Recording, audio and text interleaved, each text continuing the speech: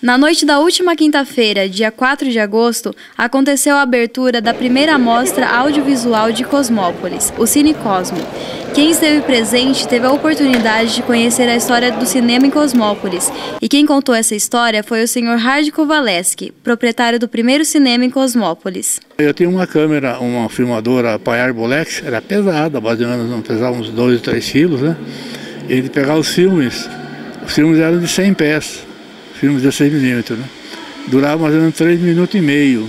E a gente fazia a filmagem, comprava o filme em São Paulo, filmava, depois mandava para São Paulo para revelar.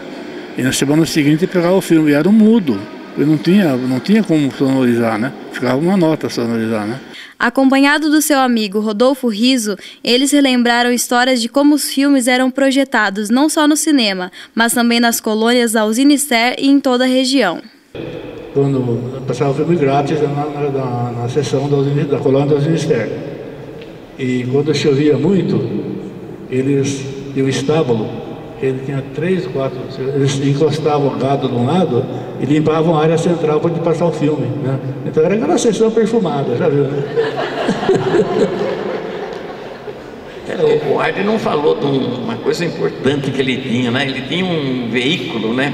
Que levava ele.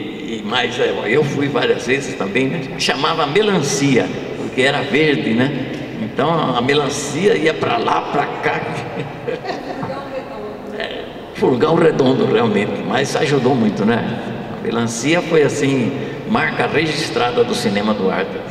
Quem compareceu ao evento teve a oportunidade de assistir trechos de filmes que fizeram muito sucesso nos anos 60 e 70, projetados pelo equipamento que era utilizado na época. Então a primeira coisa que nós vamos ver, né, é Ethel Smith. Ela era... Ethel Smith é aquela que eu falei, né, que os namorados ficavam esperando ela começar a tocar para a gente correr e sentar com a namorada no escurinho, né?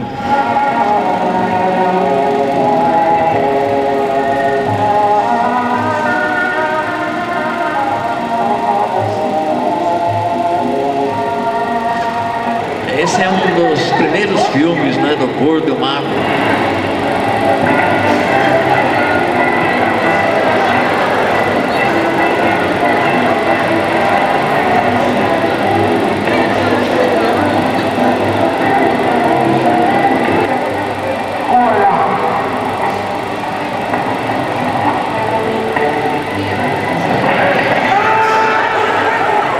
Também foram projetados filmes de momentos históricos de Cosmópolis, como desfiles, jogos comemorativos de futebol e festas que aconteciam no Cosmopolitano Futebol Clube.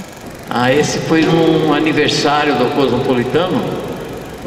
Se formou uma seleção, né? Cosmópolis e Usina, fizemos uma seleção e jogou contra o Guarani de Campinas. Infelizmente nós perdemos por 3-2, né? Mas aí nós estamos vendo, né? Tota, que a gente conhece, Carlitinho, o Derme, Zucchini, o saudoso Zucchini, né? Então foi um jogo muito bonito, debaixo de muita chuva. E no dia do aniversário do nosso querido Cosmopolitano, nós fomos derrotados por 3-2. Jubileu de ouro do Cosmopolitano no ano de 65, um baile lá na antiga sede do Cosmopolitano. Uma vista de nossa cidade, né? Hoje bem diferente. Para Suzete Kowaleski, filha do Sr. Hardy, rever essas imagens é relembrar um pouco de sua infância. Me lembro quando eu era criança que eu adorava dançar na frente da tela do cinema. Antes de abrir para o público, meu pai ficava sempre tocando uns discos de músicas mexicanas. Eu adorava ficar ali na frente dançando. E eu era encarregada de colocar a capa, que sempre tinha cadeira reservada para o prefeito, para o delegado, para o coletor de impostos, para o padre. Era obrigado a reservar, porque a entrada deles no cinema naquela época era gratuita e com lugar marcado. Então me traz muita saudade, porque eu convivi com o cinema dentro da minha casa. Os grandes filmes eu assisti na minha casa, na época que não tinha vídeo. Então eu me considero uma privilegiada. Amigos, a gente chamava, reunia e passava o filme, né? Isso era coisa toda semana fazer isso. Quando eu não estava trabalhando com cinema em Cosmópolis, eu trabalhava em Campinas, então eu trazia os filmes e passava em casa. Para a Secretaria de Cultura, o Cine Cosmo é um projeto que visa valorizar quem trabalha com o audiovisual em Cosmópolis. Valorizar essas pessoas que a gente tem na cidade, que num passado trabalharam com isso na cidade. Então foi o caso do Sr. Hard, o Sr. Rodolfo, que foi convidado para ajudar a contar as histórias. Então a nossa preocupação é resgatar essa memória para a gente dizer o que a gente quer hoje na cultura, na área de audiovisual. Isso deve ser apenas o início. Moita cita que existe um projeto para que todo esse material audiovisual e fotográfico que conta a história da cidade faça parte de um centro de memória. Estamos também querendo guardar essas memórias num centro de memória, que a gente está conversando com o prefeito, ele foi muito simpático a essa ideia, e a doutora Marli da Unicamp está nos ajudando a construir um embrião desse centro de memória. Ele trabalhou com isso a vida toda, então temos que manter. A cada pouco passar o filme, dar uma limpada nele, dar uma lubrificada, né, com um óleo especial, né?